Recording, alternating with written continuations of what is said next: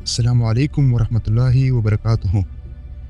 فرعون کی ممی کا باریک بینی سے معائنہ کرنے والے سائنسدان ڈاکٹر مورس بکائی نے یہ اسلام کیسے قبول کیا؟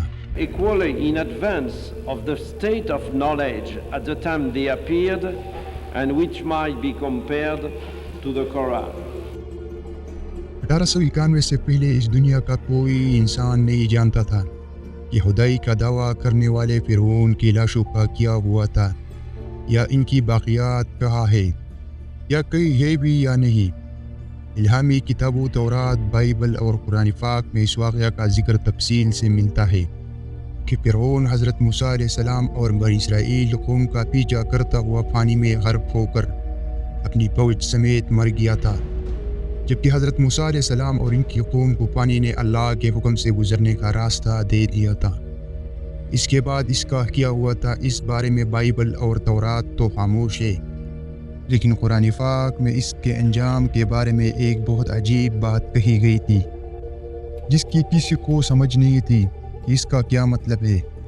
خود مسلمان بھی اس بات کو پڑھ کر آگے گزر جایا کرتے تھے، یہ بات سمجھنے بغیر کہ اس بات کا اشارہ کس جانب ہے۔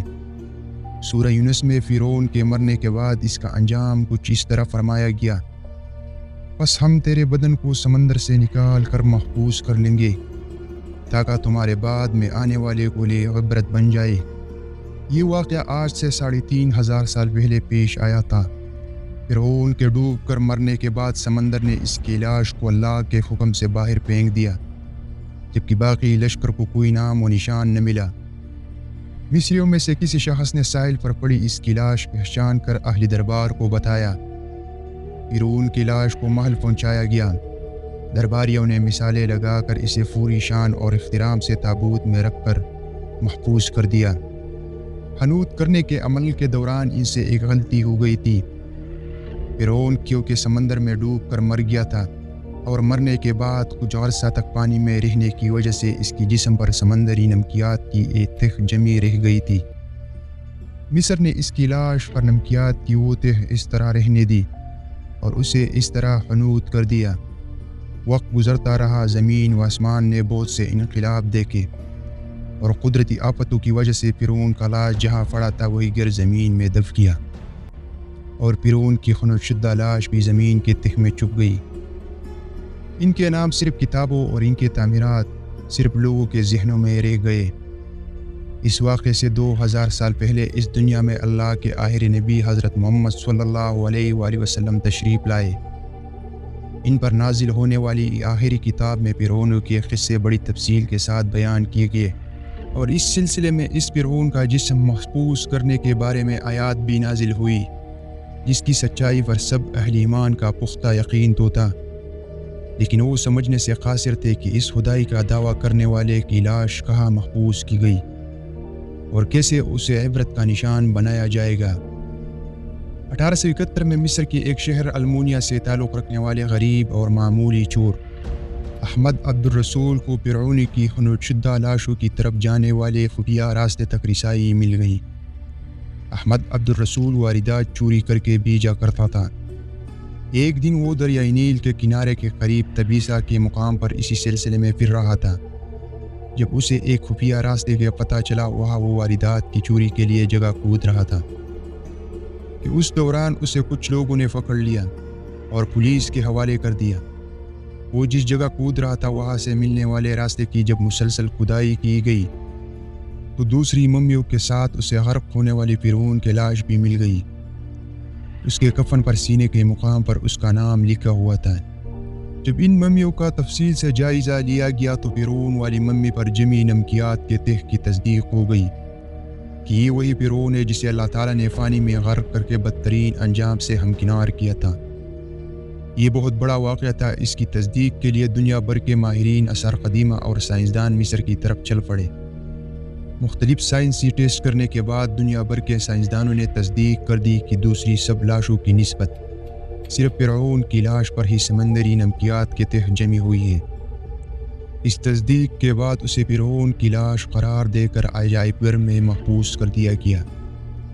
1982 میں فرعون کی ممی خراب ہونے لگی تو اس وقت کے مصری حکومت نے فرانس کی حکومت کو درخواست کی کہ فرعون کی ممی کو خراب ہونے سے بچائے، نیز جدید سائنسی ذرائع سے اس کی موت کی وجہ بھی معلوم کی جائے۔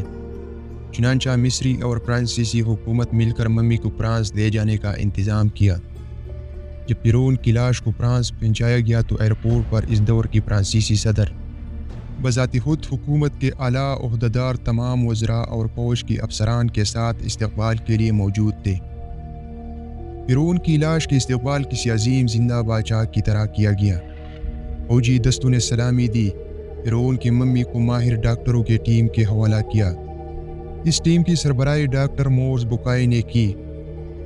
مائکروسکوپ ٹیسٹوں کے ذریعے ممی کے تمام اعضاء کا باریک بینی سے جائزہ لیا گیا تو معلوم ہوا کہ اس کی لاش اور جسم میں سمندری اثرات ابھی تک موجود ہیں اور موت کی وجہ بھی پانی میں ڈوبنے کی وجہ سے ہوئی تھی۔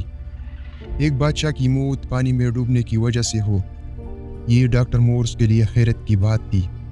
اس نے اس ممی کے بارے میں مزید جاننے کی کوشش کی تو اسے معلوم ہوا کہ اس بادشاہ کی موت کی حالات مسلمانوں کے نبی حضرت محمد صلی اللہ علیہ وآلہ وسلم پر اتری کتاب قرآن میں تفصیل سے درج ہے۔ اسے علم تھا کہ جہاں سے یہ لاش ملی وہ ایک اسلامی ملک ہے، چنانچہ تجسس کے ہاتھوں مجبور ہو کر وہ مصر پہنچا۔ وہ ایک سائنسدان تھا، اس نے اس معاملے میں مصر کے ہی ایک سائنسدان سے ملاقات کی۔ اس سائنسدان نے قرآن پاک کھول کر اسے سورہ یونس کی آیات 19 سے 92 کا ترجمہ لفظ بلفظ سنایا۔ فرعون کا خدائی کا دعویٰ اس کا پانی میں ڈوب کر مرنا اور پھر پانی سے نکال کر اس کی لاش کا حنوط ہو جانا اور پھر دوبارہ لاش کا ملنا اور پھر اس کا لاش کو جدید سائنسی دور میں دوبارہ محفوظ کیا جانا، سب کا اشارہ ایک جانب تھا اور بہت واضح تھا۔ قرآن پاک میں اللہ تعالیٰ نے فرمایا ہے، تجھے بعد میں آنے والوں کے لیے عبرت کا نشان بنا دوں گا۔ فرعون کی لاش ایسے محفوظ کر کے دنیا کے سامنے لا کر رکھ دی گئی کہ انٹرنیٹ کے ایک کلک پر آپ فرعون کی لاش دیکھ سکتے ہیں۔ جب ڈاکٹر مورز نے آیات کا ترجمہ سنا تو اسی وقت پکار اٹھا، اللہ سچا ہے، قرآن سچا ہے اور اللہ کا نبی حضرت محمد صلی اللہ علیہ وسلم سچا ہے۔ کلمہ پڑھا اور مسلمان ہو گیا۔